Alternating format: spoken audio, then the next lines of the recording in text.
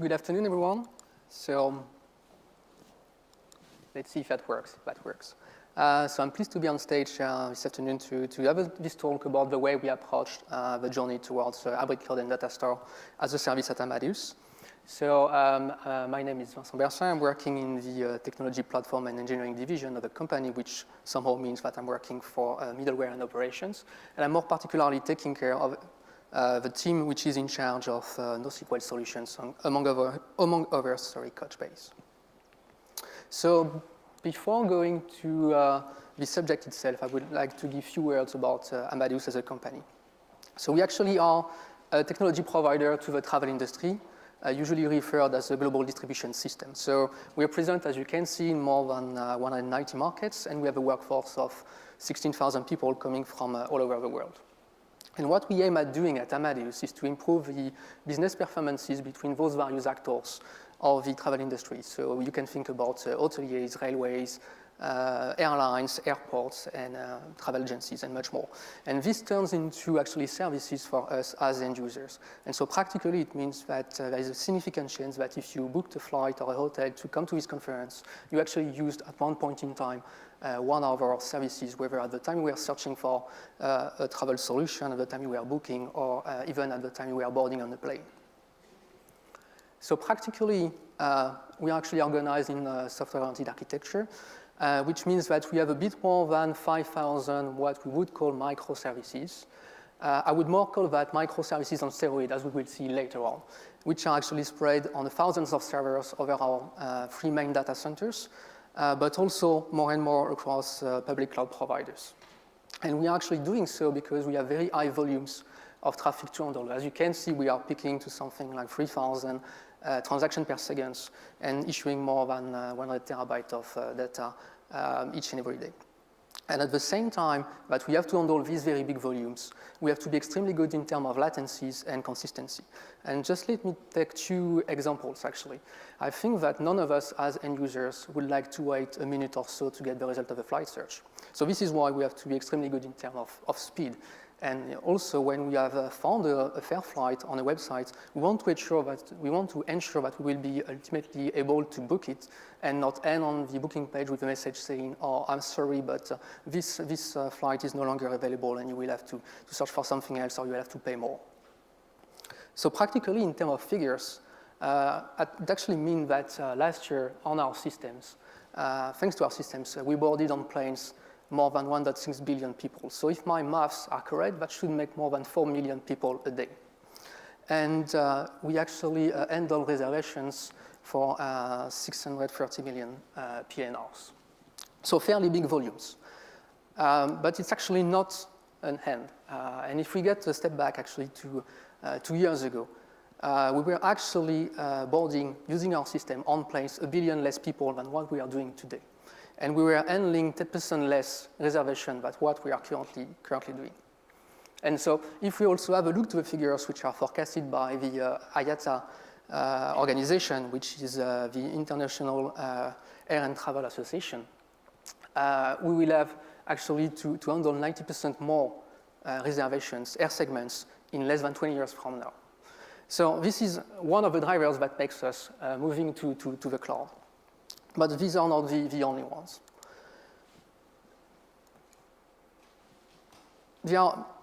Another key element is actually the behavior of people like you and I. And what we want more and more is to be able to book and search anytime, anywhere, and whatever the channel is going to be. So whether we are going to use our mobile phone, our iPad, or our laptop at home, at the office, wherever. And obviously, we want the system to be always available, so no downtime at all. What we see also is that we have more and more new shopping flows to handle, which are, say, more and more resource demanding. So we have a greater range of combinations of routes to handle, and we also need to have a better accuracy. So again, that's the fact that we want to ensure you as end user to be able to book what you search for.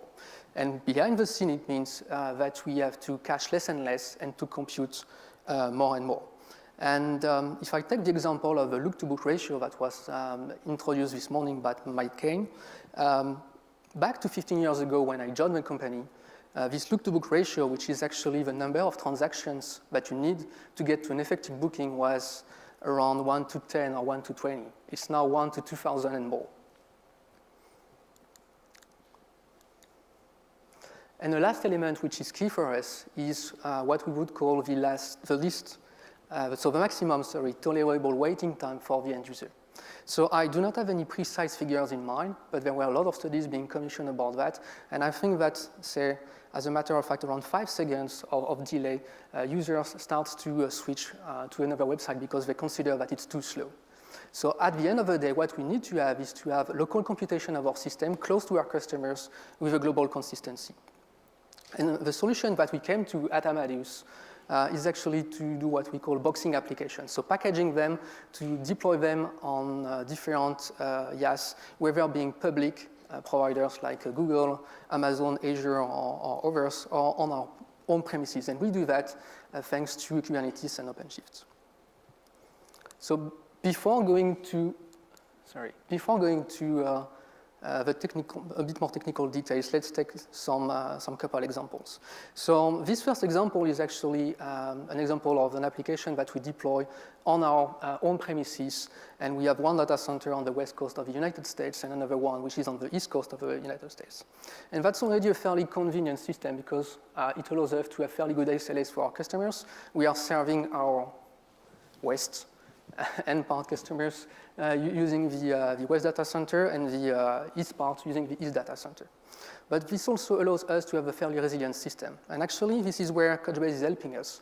For this particular application, we have Couchbase clusters being deployed in each of the data centers, and we are putting in place cross-data center links between the two sides of a country. So we have one link that comes from the west coast to the east coast, and another one that comes from the east coast to the west coast. And this way, we ensure that we have a fully resilient system and that we can swing the traffic from one data center to another in a matter of minutes in case we were to face a major issue. And at the same time, thanks to that model, we ensure that we have a good bookability, so a good accuracy of our data, because we always have the data which are on the east coast, which are being in synchronization with the ones which are in the west coast. The second use case I wanted to talk about is clearly a use case where we have an hybrid deployment. So as you can see, we have our Amadeus data center, which we own and which is on-premise. And we deploy, so here, shopping applications, shopping boxes, which are represented here as these white circles.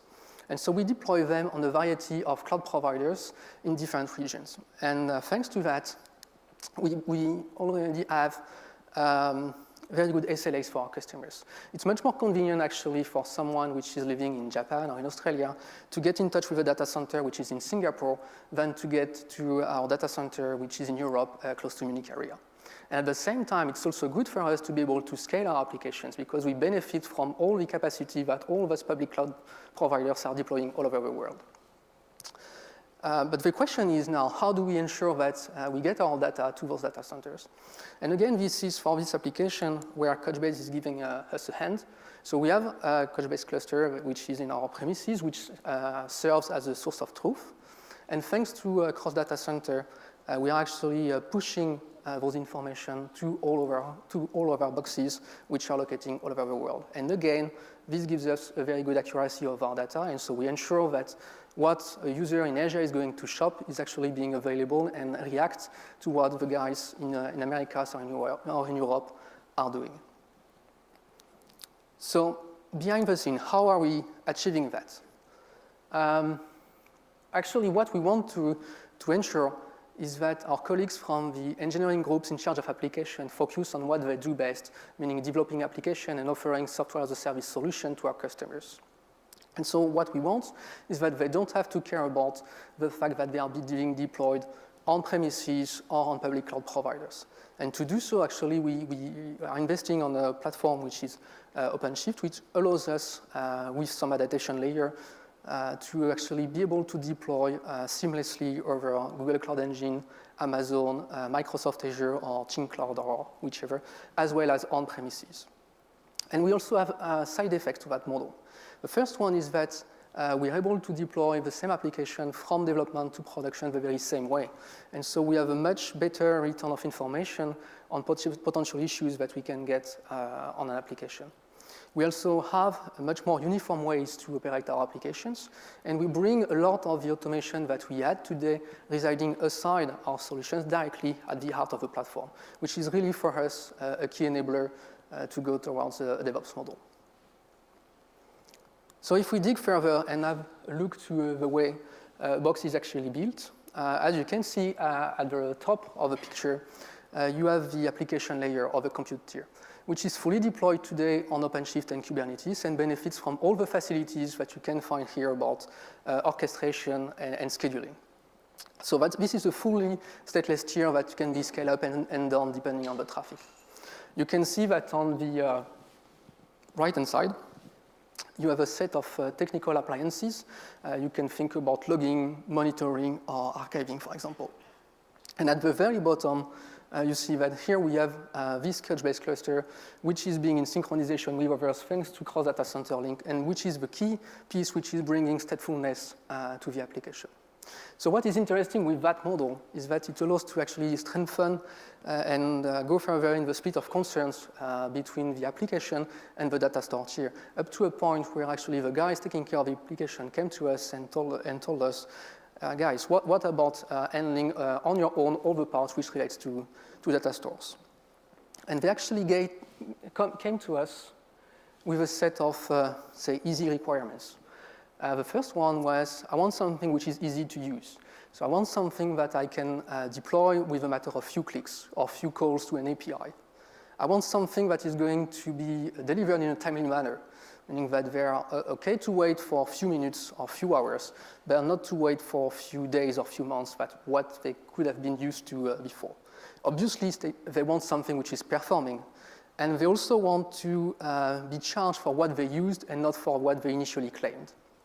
And last but not least, they want something which is fully serviced to them, meaning that they want us to take care about the day-to-day of operation of the system. So how did we reply to that? Well, we came back with an offering with several basic key services. The first one is about provisioning, so being able to deploy a cluster that fits the requirements of these engineering groups and deploy that in a timely fashion.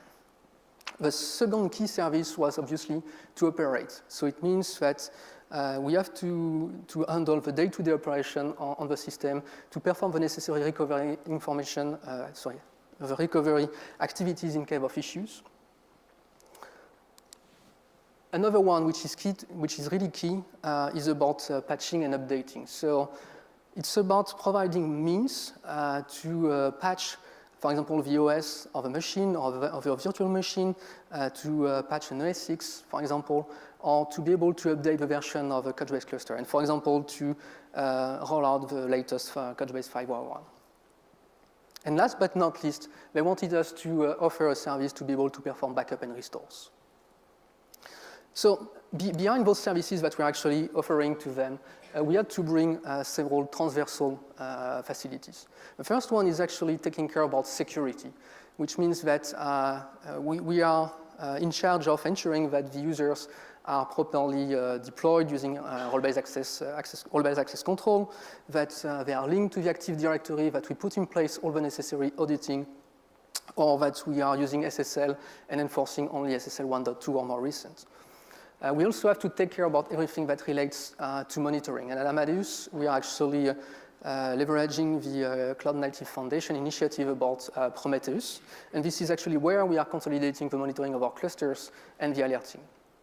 Obviously, a third service is that since they want to be able to be billed for what they consume, we need to be able to charge them for that. So we had to build up a billing system. And last but not least, we had to create a set of APIs for them to be able to interact easily with the clusters. And as I mentioned, we need to actually perform that and to deploy anywhere. So it could be on our own premises using OpenStack, or on GCE, on AWS, on Microsoft Azure, on Chin Cloud, and actually at the end to consider our own data center as no different than a public cloud provider. So if we have a look to the way it's done today, it's still for us a mix of IaaS infrastructure and PaaS platform deployment. So, and the idea here for us is to be able actually to link the Couchbase cluster that still reside on the IaaS at the bottom with the application which is fully deployed on Kubernetes and Openshift. And the way we do so is that we actually introduced on the platform a component that we call the registry, which aims at knowing at any point in time which are the various services being available into a data center. And so to ensure that our Couchbase clusters are actually deployed and registered into this component, we actually put in place a set of registrator containers which are deployed on each of the Couchbase nodes and which actually are responsible to connect to the registry to inform about the IP ports and clusters that they are participating to. So from that point in time, we ensure that the registry has the knowledge about all the Couchbase clusters which are being deployed in a given data center. That actually allows us later on to have an operator which will be able to go through another appliance that we deploy in our PaaS, which we call the Couchbase orchestrator. And we'll see that it has nothing to do with the orchestrator from Openshift. But it's actually a container that we put in place that allows actually to offer a few APIs to actually make the link between the Couchbase cluster and the application tier. So what it's going to do is that it's going to perform few calls to the registry, fetch the necessary information for the given Couchbase cluster of choice, and ultimately create the Kubernetes service that will allow to have the data flowing from the application down to the Couchbase cluster. So that's already a fairly good step forward, but there are a few shortcomings to that approach. As you can see here, we do not benefit from any provisioning and orchestrating of the platform because our cluster still resides at the bottom of the IaaS. We do not benefit from any scale-up and down facilities, and we have still a lot of our automation which resides outside of the platform. So this is why we actually started to discuss a couple of years ago with few of our data store providers, among others Couchbase, to see how we could make our data stores like Couchbase being deployed directly on PaaS. And so, as a matter of fact, last year we participated with Couchbase and Red Hat to a prototype to actually demonstrate the feasibility of that concept. And this prototype that was showcased at the Red Hat Summit managed to demonstrate that we were able to schedule a cluster directly on Openshift to make it scale up, scale down, and more importantly, to have it resilient to issues that you could face on the platform. So the way it was done at that time was by introducing, as you can see, a sidecar container. So for each and every Couchbase pod, we had within a sidecar container. And the aim of this sidecar container was actually to react to events being placed on the platform. Which means actually that when you are scheduling a Couchbase cluster on Kubernetes, the scheduler has no information about what is a Couchbase cluster, and so the nodes are going to come empty. And so the role of this sidecar container was actually to perform the necessary operation to make the node joining a cluster or to make the necessary rebalance in case of issue. So that was already a significant step forward. And so we decided to continue into the industrialization. And actually, since then, we saw that two main features actually gain momentum on the Openshift and Kubernetes platform. The first one is actually the notion of operators that you saw before. And the idea with the operator is that it's going to make the need for the sidecar redundant. So actually, by introducing the operator, we can get rid of all these sidecar containers and make the deployment of Couchbase or any other data store much simpler.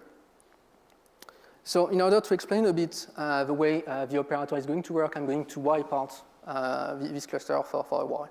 And so just a disclaimer, this is the way we understand the way the operator is working. For the gory details of the implementation of Couchbase, I would suggest to refer directly to the guys at Red Hat and Couchbase.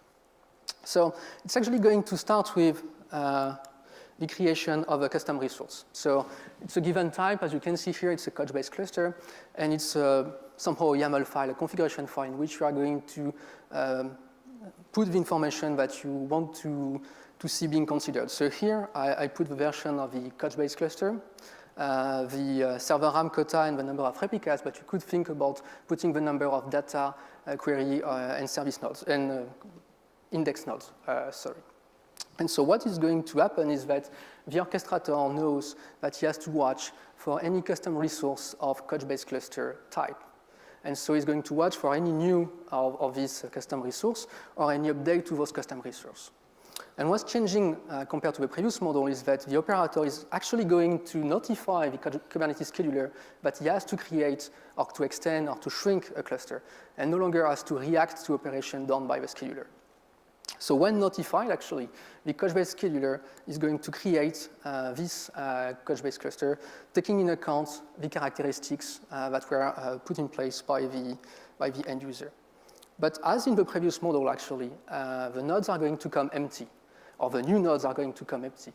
So the orchestrator will have to take care about configuring them. So again, it means making them join the cluster if need be, doing the necessary rebalance of data to actually have the cluster fully provisioned. And at the end, what we get is obviously a fully usable and serviceable Couchbase cluster.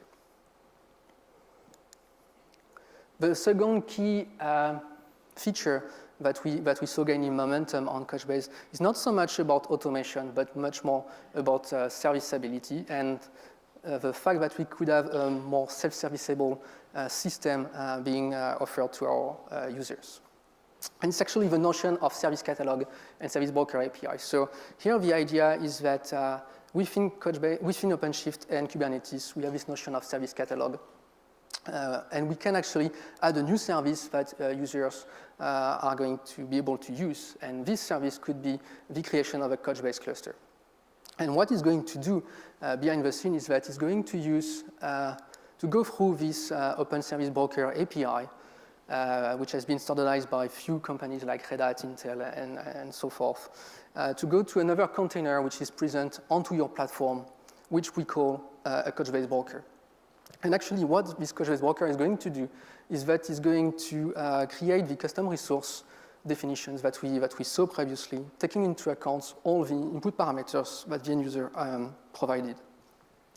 And as a matter of fact, it's going then to let the hand to the operator to actually schedule the cluster and deploy it onto the Kubernetes platform.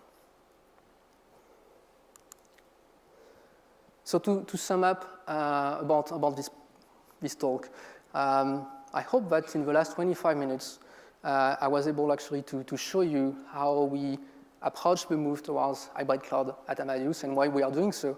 So getting closer to our customers in terms of latency, building more resilient applications, and taking advantage of all the power capacity and computing capacity that all those cloud providers are deploying all over the world, as well as why we are doing datastore-as-a-service, actually to facilitate the work for our application developers so that they can focus on what they are best doing, they are good at doing, which are creating applications.